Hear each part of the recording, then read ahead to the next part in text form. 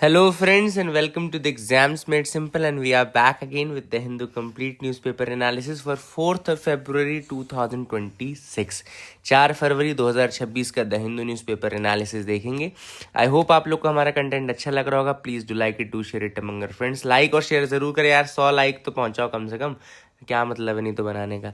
तो 100 लाइक तक आप जो लोग भी देख रहे हैं प्लीज़ 100 लाइक तक पहुंचाने की कोशिश करिए. और जो लोग करंट अफेयर्स की रिवीजन सीरीज़ में नहीं इनरोल्ड हैं वो इनरोल कर लीजिए. बहुत ही अच्छे तरीके से चल रहा है. नवंबर दिसंबर हमने कवर कर लिया है. जनवरी का मैंने कल से स्टार्ट किया जिसमें पॉलिटी और इंटरनेशनल रिलेशन मैंने कल कवर किया था. तो temsis.com पे नीचे डिस्क्रिप्शन कमेंट में लिंक है, आप वहाँ से ज्वाइन कर सकते हैं. स्टार्ट करते हैं आज के एनालिसिस को सबसे इंपॉर्टेंट न्यूज़ आर्टिकल्स के साथ. पहले पेज में कोई भी न्यूज़ नहीं है जो यूपीएससी पॉइंट ऑफ व्यू से इंपॉर्टेंट हो. सीधे आ जाओ दूसरे पेज पे. जब आप दूसरे पेज पे आएंगे तो एक न्यूज़ आपको दिखेगी, conservationists apprehensive of turtle trails announced in budget. अब आप लोग को याद होगा एक मैंने बजट के ऊपर वीडियो बनाया है अभी रिसेंटली. बजट के ऊपर एक क्वेश्चनायर बनाया है जिसमें मैंने 20 क्वेश्चन डिस्कस किए. उन 20 क्वेश्चन में से एक क्वेश्चन टर्टल ट्रेल्स का मैंने ऑलरेडी डिस्कस किया हुआ है. तो अगर आपने वो बजट वाला वीडियो नहीं देखा है, that is free open to all, तो आप वो लोग देख लीजिएगा. 20 क्वेश्चन आपको बजट से मिल जाएंगे जो कि उन्हीं में से क्वेश्चन पूछेगा कि यूपीएससी पूछता भी है तो, ठीक है ना. तो एक तो ये चीज़ आपको याद रखनी है. अब इस न्यूज़ में क्या है, एक्चुअली क्या हुआ इस बार बजट में एक चीज़ अनाउंस की गई है कि टर्टल ट्रेल्स बनाए जाएंगे टूरिज्म को प्रमोट करने के लिए. अब टर्टल ट्रेल्स क्या होते हैं, बेसिकली नॉर्मल जैसे आप सबको पता है कि इंडिया बहुत फेमस है ऑलिव रिडली टर्टल्स की. यहाँ पे मास नेस्टिंग होती है जिसको अरीबाड़ा बोलते हैं ना. तो पहले तो एक फैक्ट हमको याद रखना है कि भैया अरीबाड़ा क्या है. अरीबाड़ा क्या है, it's the mass nesting of olive ridley which are endangered sea turtles and it's a very rare phenomena जो कि इंडिया और केवल Costa Rica, it is only recorded in India and Costa Rica and some handful of the beaches in the world, है ना. तो एक बहुत important phenomena है. इंडिया में भी मोस्ट इंपॉर्टेंटली 2 साइट्स आपकी उड़ीसा में है जिनमें दोनों साइट्स का नाम क्या है. पहले नाम है गहिरमाथा जो कि केंद्रापारा डिस्ट्रिक्ट में आता है. Gahirmatha, remember that this is the first sight. Second is Rushikulya mouth. Rushikulya is actually a river जिसके माउथ पे वहाँ पे गंजम डिस्ट्रिक्ट में यहाँ पे बहुत सारी मास नेस्टिंग होती है and this is the thing.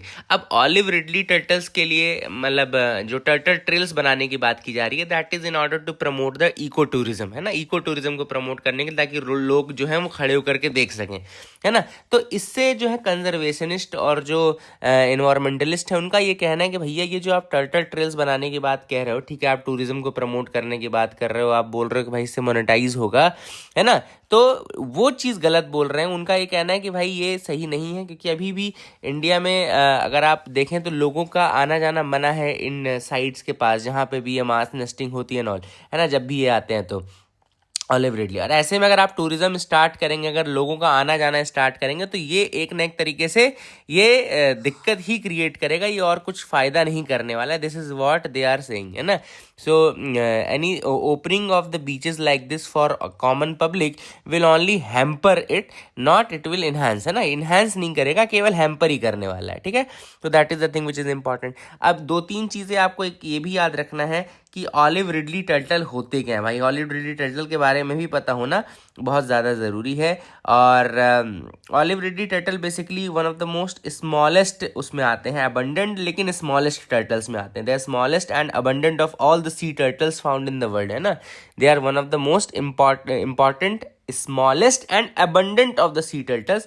और इनका नाम जो है इनके ऑलिव कलर्ड कैरापेसेस के कारण होता है. जो इनकी बॉडी है उनमें उसमें ऑलिव कलर्ड कैरापेसेस है, इस कारण से इनका नाम पड़ता है ऑलिव रिडली टर्टल. आपको याद रखना है इनकी जो यूनिक मास नेस्टिंग है, thousands of female basically they come together and फिर वो वहाँ पे मास नेस्टिंग करती हैं. जो जैसा आपको दिख रहा है इसको हम अरीबाड़ा बोलते हैं. This is very very important concept, remember that. ये कंसेप्ट इंपॉर्टेंट है तो इसको लिख लीजिएगा. क्या लिखिएगा, अरीबाड़ा. तो mass nesting of the olive ridley turtles. इसके अलावा मैंने आपको बता दिया कि आईयूसीएन स्टेटस इसका जो है वो वल्नरेबल है. They are vulnerable, IUCN status is vulnerable. हालांकि यहाँ पे पता नहीं कोई इंडेंजर्ड लिखा हुआ है. एक बार गूगल फिर कर देना कि ऐसा नहीं कि रिसेंटली कुछ चेंज हुआ हो, लेकिन मेरे हिसाब से ये जब मतलब लास्ट जब मैंने पढ़ा था तो देवर वल्नरेबल ओनली। हैबिटेट इनकी अगर हम बात करें तो warm waters of Pacific, Atlantic and Indian Ocean, they are found in the warm waters, है ना, basically they are found in the warm waters of Pacific, Atlantic and Indian Ocean. Habitat बता दिया मैंने आपको। उड़ीसा का Gahirmatha beach is very famous, one of the largest rookery यानी कि जो कॉलोनी ऑफ ब्रीडिंग एनिमल है वो है ना, and that is the thing. And इसका कुछ थ्रेट्स भी हैं, जैसे कि ओशन पोल्यूशन हो गया, एंड कई लोग डायरेक्ट हार्वेस्टिंग करते हैं टर्टल की, उनके एग्स की। कई बार फिशिंग गेयर्स में फंस जाते हैं बाई कैच के रूप में, है ना। बाई कैच होता है ना, मतलब कि जिसको आप पकड़ने गए उसके अलावा कुछ और चीज़ें जो पकड़ी गई उनको बाई कैच बोला जाता है। तो ये भी आप याद रखिएगा। आई hope you got clarity, I hope आपको ये पूरी न्यूज़ समझ में आ गई होगी। बहुत ही अच्छी न्यूज़ थी। आगे मूव करते हैं, देखते हैं और क्या इंपॉर्टेंट न्यूज़ आर्टिकल है। You can move ahead with me. अगर आप मेरे साथ आगे बढ़े तो यहाँ पे आपको दूसरी न्यूज़ आर्टिकल भी बताता हूँ मैं important. India enters elite group with successful missile technology test. अब एक नई मिसाइल टेक्नोलॉजी है जिसका टेस्टिंग किया गया है। ये टेक्नोलॉजी का नाम है SFDR टेक्नोलॉजी। तो मैंने यहाँ पे लिखा हुआ है SFDR टेक्नोलॉजी के बारे में। Let me tell you about that. अगर ये खुल जाए तो मैं बता दूंगा। Just wait for 1 minute. Okay, so यहाँ पर आप देख सकते हैं SFDR, इसका फुल फॉर्म है solid fuel ducted ramjet. Solid fuel ducted ramjet technology. ये क्या टेक्नोलॉजी है? Solid fuel ducted ramjet technology क्या है? It is basically a missile with breathing engine. इसको आप इस तरीके से समझ सकते हैं, it's a missile with breathing engine, जिसका इंजन सांस ले रहा हो। तो देखो नॉर्मल मिसाइल्स कैसे वर्क करती हैं, जो ओल्ड स्टाइल मिसाइल्स हैं कैसे वर्क करती हैं, कि उनके पास पूरा का पूरा फ्यूल जो है और पूरा का पूरा ऑक्सीजन एक साथ वो कैरी करके चलते हैं, है ना। इसलिए उनका जो मिसाइल है उसका वेट बहुत ज़्यादा रहता है। उसमें 90% तो फ्यूल का वेट रहता है ना, फ्यूल प्लस ऑक्सीजन, है ना। एंड इसका ऑब्वियस ही बात होता है क्या कि it's fuel will start burning because of the oxygen present and it will have a big initial speed, but धीरे धीरे फ्यूल जो है ख़त्म होता जाता है, तो मिसाइल फिर स्लो डाउन होती जाती है, and by the time it reaches the target it has very less energy, ठीक है ना।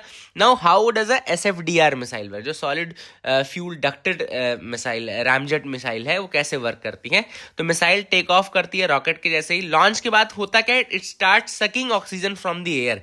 जो सराउंडिंग एयर है वहां से फिर ये ऑक्सीजन सक करना शुरू करती है, and solid fuel internally burn करता है slowly and steadily using the air, है ना, जो ये सक करता जा रहा है। तो ऑब्वियस सी बात है, इसका एक तो वेट भी कम रहेगा, प्लस इसका वेट कम होने से इसकी स्पीड भी और बढ़ती जाती है, स्टेडीली बढ़ती जाती है ना। तो सॉलिड फ्यूल डक्टेड रैमजेट जो है ये ब्रीदिंग इंजन इस तरीके से है कि ऑक्सीजन ये बाहर से उठाता जाता है। तो that is how it works. I hope you got clarity regarding that. तीसरी न्यूज़ नहीं है, बस नॉर्मल आप याद रखिए, जस्ट फैक्ट के रूप में देखिए कि सुप्रीम कोर्ट ने पिछले 3 साल में कोई भी डेथ पेनल्टी जो है उसको अप्रूव नहीं किया है। हालांकि 10 एक्विटल जरूर उन्होंने दिए हैं। तो 0 death sentences have been confirmed by the supreme court in the past 3 years, है ना।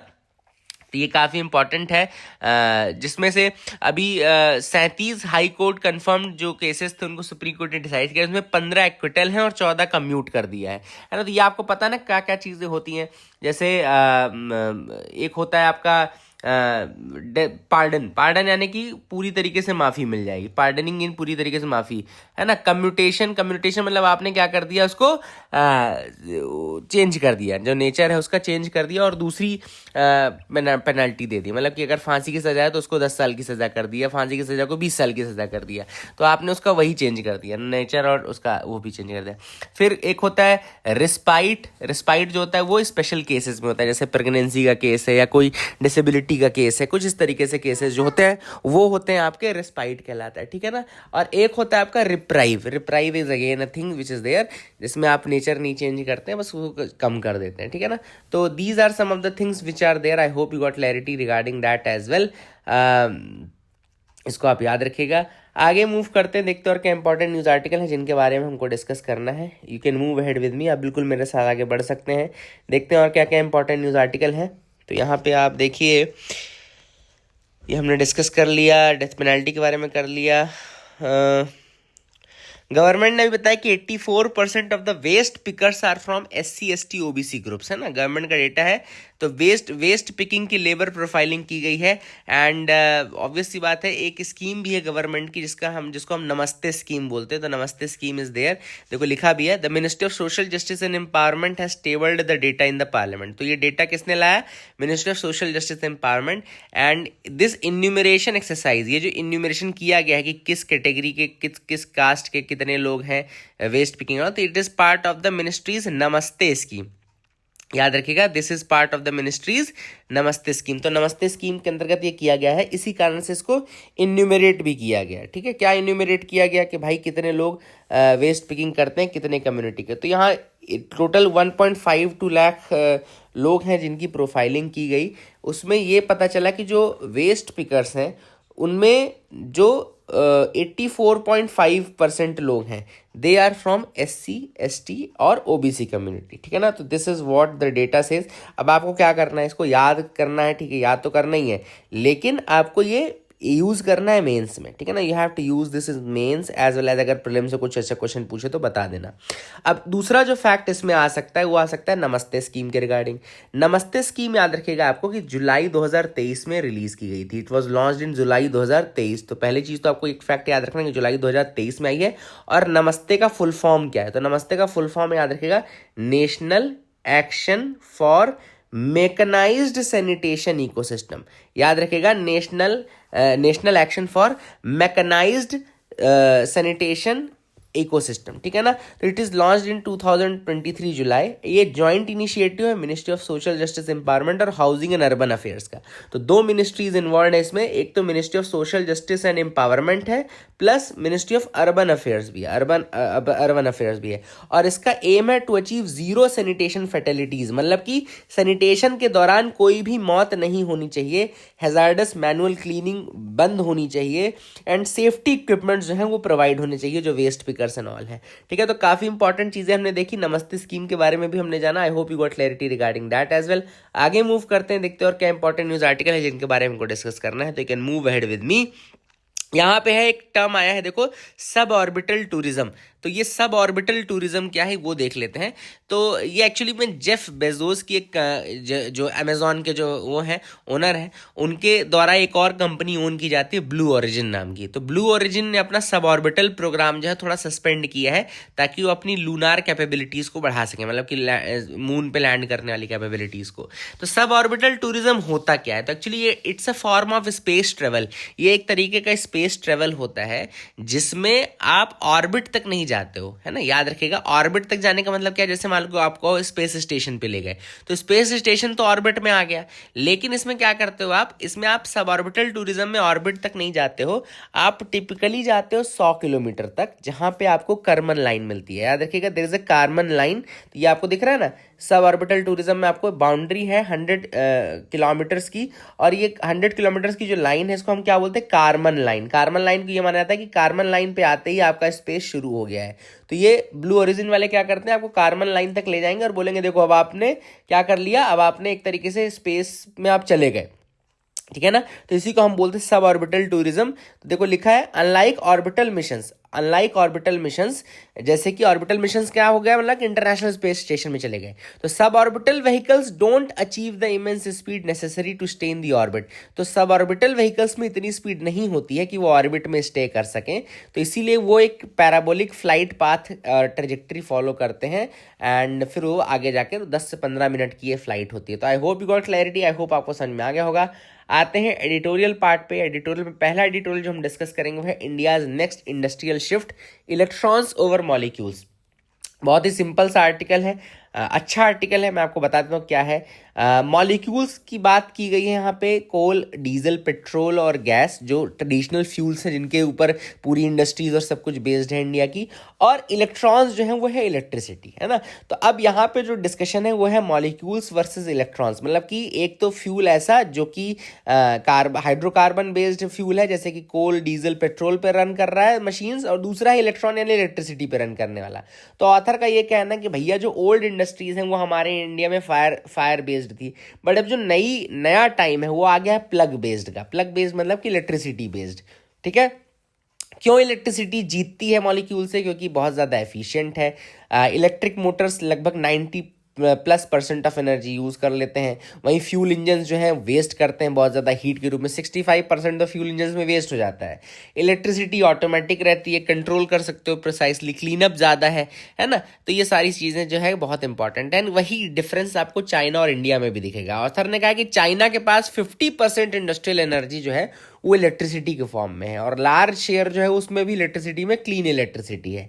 इंडिया में वही चीज़ देखो तो इंडस्ट्रियल एनर्जी केवल 25% इलेक्ट्रिसिटी है, उसमें भी जो ग्रीन इलेक्ट्रिसिटी है या क्लीन इलेक्ट्रिसिटी है वो केवल 7 से 8% है। तो चाइना से कहीं कम है हम। और अब ये मैटर क्यों करता है? क्योंकि चाइनीज फैक्ट्रीज फिर चीपर टू रन है, less affected by oil and gas है, and they are better positioned for low carbon exports and all. अब इसका इम्पैक्ट हमको यहाँ पे भी देखना पड़ेगा कि भाई चाइना जो कर रहा है अगर हम नहीं करते हैं, मान लो तो सपोज करो हम अपना जो भी बनाएंगे प्रोडक्ट उसमें EU का जो CBAM है, कार्बन बॉर्डर एडजस्टमेंट मैकेनिज्म, वहाँ पे भी हम फंसेंगे, वहाँ पे भी हमें ज़्यादा टैरिफ देना पड़ेगा। तो कुल मिलाकर के अपने आप को ज़्यादा एफिशिएंट बनाने के लिए हमको कोशिश ये करनी चाहिए कि हम चाइना का जो सीक्रेट है, चाइना क्योंकि बहुत पहले से ये काम कर रहा है, चाइना ये चीज़ बहुत पहले समझ गया था, तो हमको भी वही करने की आवश्यकता है। हमारे पास भी सोलर पावर है, हमारे पास भी ग्रिड कैपेसिटी है, तो हम उसको एक्सपैंड क्यों ना करें, ओल्ड फैक्ट्रीज को शिफ्ट करें towards this new electricity based model, and policy जो हम फोकस करें इलेक्ट्रिसिटी बेस्ड, इसके जो इलेक्ट्रिसिटी बेस्ड पावर है उसको यूज़ करने के लिए। इंडिया को क्या करने की आवश्यकता है कि it should increase electric steel using scrap. It also EU के जो टैक्सेस हैं वो भी क्रिटिकल है कि अगर हम स्टील में इसको यूज़ करते हैं तो। इसके अलावा सीमेंट में भी हम इसको करें, इलेक्ट्रीफाई करें प्रोसेसेस को, ताकि जो अनअवॉइडेबल एमिशंस है उसको कैप्चर किया जा सके, है ना। MSME को हम अगर चाहते हैं तो हम MSMEs में कर सकते हैं। All this things are there, and smart factories बनाने की कोशिश करें। That is what has been mentioned in this article. I hope you got clarity. अगला जो आर्टिकल है वो MP लैट्स फंड्स के ऊपर है कि there is no case of scrapping MP LADS fund. MP LADS scheme को नहीं करना है। MP लैट्स की अगर हम बात करें तो ये लॉन्च हुआ था 1993 में, याद रखिएगा, इट वॉज लॉन्च इन 1993, जैसा कि यहाँ पे लिखा है ना, लॉन्च इन दिसंबर 1993। इसका फुल फॉर्म है members of parliament local area development scheme. ये सेंट्रल सेक्टर स्कीम है, fully funded by the government of India. Central sector scheme कौन सी होती है? वो स्कीम जो फुल्ली फंडेड होती है गवर्नमेंट ऑफ इंडिया के थ्रू, और it enables the member of parliament to recommend developmental projects focusing on creating durable community assets. तो इसमें मेंबर ऑफ पार्लियामेंट जो है वो क्या कर सकते हैं? They can recommend developmental projects which focus on creating durable community assets, जैसे कि रोड्स हो गए, स्कूल बिल्डिंग्स हो गई, वाटर फैसिलिटीज़ हो गई, ये सारी चीज़ें वो कर सकते हैं रिकमेंड, ठीक है ना। And this is what is there. I hope you got clarity. इसको आप याद रखिएगा। MP लैट्स के बारे में यहाँ पे भी कुछ चीज़ें मैंने लिखी हैं, तो मैं आपको बता देता हूँ। तो जैसा कि आप देख सकते हैं, इसमें जो सेंट्रल जब स्कीम लेकर के आया था उसमें 5 करोड़ हर साल के लिए बोला गया था। हालांकि इसमें Lok Sabha, Rajya Sabha, including the nominated जो MPs हैं वो भी रिकमेंड कर सकते हैं अपने अपने रीजन में, ठीक है ना। तो इसमें याद रखिएगा, इस कई स्टेट्स इसके अलग अलग वर्जन लेकर के हैं। जैसे दिल्ली इसमें एलोकेट करता है, MLA लैड स्कीम है, तो MLA लैड में वहाँ 10 करोड़ रुपए दिल्ली में दिया जाता है। वहीं पे पंजाब केरला में 5 करोड़ है, असम छत्तीसगढ़ में तो 2 ही करोड़ है ना। आई होप यू गॉट क्लैरिटी। और उत्तर प्रदेश में 2 करोड़ से बढ़ा करके 3 करोड़ किया गया। तो ये सारी चीज़ें हैं जो कि आप याद रख सकते हैं। तीसरा जो एडिटोरियल है वो भी देख लेते हैं हम, क्या है तीसरा एडिटोरियल है यहाँ पे, how did the space sector fair in the budget. Space sector में क्या है, तो इस ऑथर ने, देखो मैं आपको नंबर्स नहीं याद कराऊंगा, यहाँ पे नंबर्स याद कराना बहुत ही आसान है, लेकिन अपन करेंगे नहीं। अपन इसमें देख लेते हैं एक बार कि क्या चीज़ें इंपॉर्टेंट है। तो एक तो बजट एलोकेशन जो स्पेस सेक्टर में वो बढ़ा है, नो डाउट बढ़ा है। और कोविड के बाद थोड़ा सा एक कहना चाहिए, पहले बढ़ा था बट फिर स्टैग्नेशन भी आया था। 2014 से 19 के बाद बढ़ा था, लेकिन कोविड के दौरान थोड़ा स्टैग्नेशन आ गया था। तो वो स्टैग्नेशन अब खत्म हुआ है, तो fund has increased for ISRO अभी भी एक फंड प्रोवाइडर के रूप में काम करता है, सॉरी गवर्नमेंट अभी भी एक फंड प्रोवाइडर के रूप में काम कर रहा है, केवल फैसिलिटेटर की तरह काम नहीं कर रहा है। अगर आप देखें तो बजट में काफ़ी ज़्यादा प्रोविजन रखा गया इसरो के लिए भी, और इन स्पेस जो इसरो का कमर्शियल ब्रांच है जो प्राइवेट सेक्टर के बेटरमेंट के लिए वो। हालांकि कुछ चीज़ें इग्नोर की गई हैं, जैसे कि यहाँ पे ऑथर ने कहा है कि एक तो GST रेशनलाइजेशन नहीं किया गया। मैं इसको समझाऊंगा, इसको GST डेथ वैली उन्होंने बोला है, बहुत ही इंपॉर्टेंट है ये समझना आपके लिए। ये मैं टर्म समझाऊंगा, किसको ये आपको और नहीं बताएगा। दूसरी चीज़ जो नहीं की गई कि तो प्रोडक्शन लिंक्ड इंसेंटिव स्कीम के अंतर्गत इसको नहीं इंक्लूड किया गया है। प्लस इसके अलावा क्रिटिकल इंफ्रास्ट्रक्चर में इसको नहीं रखा गया है इसरो को अभी भी, तो इस कारण से भी कई चीज़ें हैं। जो स्पेस सेक्टर है उसको क्रिटिकल इंफ्रास्ट्रक्चर का स्टेटस नहीं दिया गया है, इस कारण से भी इशू है। देखो अब देखो लिखा है नो क्रिटिकल इंफ्रास्ट्रक्चर स्टेटस, इस कारण से होता क्या है, देखो अगर आप ये नहीं देंगे, स्पेस सेक्टर को नहीं क्लासीफाई करेंगे क्रिटिकल इंफ्रास्ट्रक्चर में, तो उनको low cost low long term जो फाइनेंस मिल सकता है वो नहीं मिल पाएगा, ठीक है ना। इस कारण से उनकी 2 से 3% कॉस्ट ऑफ कैपिटल बढ़ जाती है। जीएसटी का जो इशू है, सबसे बड़ा जो जीएसटी डेथ वैली है, वो मैं आपको समझा दूं। अब देखो होता क्या है कि इन जो रॉ मटेरियल्स हैं यूज होने वाले, उन सब में जीएसटी लग रहा है, ठीक है। बहुत इजी टर्म्स में समझा रहा हूं, रॉ मटेरियल्स में जीएसटी लग रहा है, लेकिन जो फिनिश्ड प्रोडक्ट है वो जीएसटी एग्जेम्प्टेड है। इस कारण से हो क्या रहा है कि 18% के आसपास हिडन टैक्स जो है वो इस इंडस्ट्री पे लग रहा है, क्योंकि उनको फिर बाद में टैक्स इनपुट टैक्स क्रेडिट नहीं मिल रहा है इसमें। तो एक ये रेशनलाइजेशन बहुत ज़्यादा ज़रूरी है, आइदर उनका जो इनपुट है उसको आप जीएसटी फ्री करें, या फिर उनको आप इनपुट टैक्स क्रेडिट प्रोवाइड करें, ताकि जो उनका 18% का एक्स्ट्रा कॉस्ट आ रहा है वो उनको मिल जाए। अदरवाइज क्या हो रहा है कि वो बेचते समय जब वो बेचने जा रहे हैं उस टेक्नोलॉजी को, तो वहां पे फाइनल प्रोडक्ट के ऊपर जीएसटी फ्री है ना। तो this is what is resulting in 18% hidden tax, इसी को जीएसटी डेथ वैली कहा गया है। एंड इसके अलावा ऑथर ने यह भी कहा कि इन स्पेस जो है, जो इन स्पेस है, उसको आपने बजटरी एलोकेशन केवल और केवल इन स्पेस के एम्प्लॉयज़ की सैलरी पेंशन के लिए ही दे रखा है, उसका कुछ अलग से काम के लिए नहीं दिया है। भाई इन स्पेस का एक बहुत बड़ा काम है कि वो प्राइवेट सेक्टर को फैसिलिटेट करे, उनको प्रमोट करे, उनको अपना इंक्यूबेशन प्रोवाइड करे, ये सारी चीज़ें। बट जब आप उनको आप एलोकेट ही नहीं करोगे, आप उनको पैसा ही केवल और केवल रोज़मर्रा के खर्चों के लिए दे रहे हो, तो फिर आप क्या करना चाह रहे हो? तो that is the big question यहाँ पे जो ऑथर ने उठाया है। आई होप यू गॉट क्लैरिटी। और ऑथर ने वही कहा है कि भैया आप टोटल और थोड़ा इसका फोकस करो, ताकि प्राइवेट प्लेयर्स को भी केवल और केवल वो महज एक सेकेंड टियर सप्लायर ना बन के रह जाएं जो नए प्लेयर्स हैं। न्यू प्लेयर्स को भी थोड़ा मौका मिलना चाहिए पेटेंट रजिस्ट्रेशन का, न्यू प्लेयर्स को भी मौका मिलना चाहिए थोड़ा कुछ अच्छा करने का। बट आप उनको केवल केवल सेकंड टीयर सप्लायर बना करके रख दोगे तो क्या मतलब है? आगे आपको बता दूं और क्या इंपॉर्टेंट न्यूज़ आर्टिकल है जिनके बारे में डिस्कस करना है। यहाँ ट्रंप ने बेसिकली इंडिया में यूएस और वेनेजुएला का क्रूड ऑयल भेजने की बात की है। इसी कारण जो हमारे टैरिफ्स हैं वो 18% पे आ गए हैं फ्रॉम द 50%। पहले 50% थे, अब 18% के आसपास ला दिए गए हैं। हालांकि ट्रंप के जो दो ऑब्जेक्टिव्स थे, दो प्राइमरी, वो दोनों पूरे हो रहे हैं। पहला, they wanted to revitalise Venezuela's oil industry, है ना, तो वेनेजुएला की ऑयल इंडस्ट्री को रिवाइटलाइज कर दिया। और दूसरा जो है वो है जो रशिया के ऊपर जो एशियन ऑयल का पैसा मिल रहा था रशिया को, वो बंद करना चाहते हैं, तो ये भी डिसकंटिन्यू करवा दिया। तो both have been done by Trump and India करता जा रहा है। अब ठीक है, कर रहा है तो कर रहा है। आगे देख लेते हैं और क्या है। Russia sounds alarm as New START treaty set to expire. New START treaty, आप सबको पता होना चाहिए न्यू स्टार्ट ट्रीटी जो है स्ट्रेटेजिक आर्म्स रिडक्शन ट्रीटी है, एक bilateral nuclear arms control agreement था रशिया और यूएस के बीच में। 2010 में साइन हुआ था, फोर्स में 2012 में आया था। और ये लिमिट करता है डिप्लॉयड स्ट्रेटेजिक न्यूक्लियर वॉरहेड्स को, जो स्ट्रेटेजिक न्यूक्लियर वॉरहेड्स हैं उनको लिमिट करने का काम करता है, उनके डिलीवरी सिस्टम्स को लिमिट करने का काम करता है, उनके लॉन्चर्स को लिमिट करने का काम करता है, ताकि दोनों कंट्रीज के बीच में स्टेबिलिटी बढ़े और वर्ल्ड में स्टेबिलिटी है। 2010 में साइन हुआ था, 2012 में फोर्स पे आया, ठीक है। और अभी ये 5 फरवरी 2026 को आई थिंक एक्सपायर हो जाएगा। 5 फरवरी 2026 को एक्सपायर हो जाएगी ये ट्रीटी, है ना। 2025 में होनी थी, बट 1 साल का एक्सटेंशन दिया गया था। रशिया ने फिर से 1 साल के एक्सटेंशन की बात की है, हालांकि अभी यूएसए ने कोई जवाब नहीं दिया है। रशिया का ये कहना है कि अगर ये ट्रीटी हटती है तो फिर कोई ऐसी ट्रीटी नहीं है जो न्यूक्लियर वॉरहेड्स को, न्यूक्लियर डिप्लॉयमेंट मेथड्स को रोक सके या कंट्रोल कर सके। तो that is the thing which is there. I hope you got clarity, इसको आप याद रखिएगा। Military document reveals Vietnam is preparing for possible American war. तो यहाँ पे 2 चीज़ें आई हैं। एक तो आई कि वियतनाम प्रिपेयर कर रहा है अमेरिकन वॉर के लिए, और उसमें इस आर्टिकल में 2 टर्म आए थे। एक तो 2004 का orange revolution of Ukraine and 1986 का yellow revolution of Philippines. Colour revolutions में आते हैं ये दोनों। ऑरेंज रेवोल्यूशन अगर आपसे कोई पूछे तो कहाँ का था, ये यूक्रेन का था 2004 का, और येलो रेवोल्यूशन कहाँ का था, फिलीपींस का था 1986 का। दोनों के रीजन में आपको बता दूं, दोनों का जो प्रेसिडेंशियल इलेक्शन हुआ था वो रिग्ड था। दोनों के प्रेसिडेंशियल इलेक्शन से लोग सेटिस्फाइड नहीं थे, इस कारण से ये रेवोल्यूशन स्टार्ट हुए थे। ईयर और डेट और कलर याद रखना जो मैंने आपको बताया। So that is it for the day friends. I hope you like the video. Please do like and subscribe. Keep loving us, keep sharing us. Thank you, have a nice day.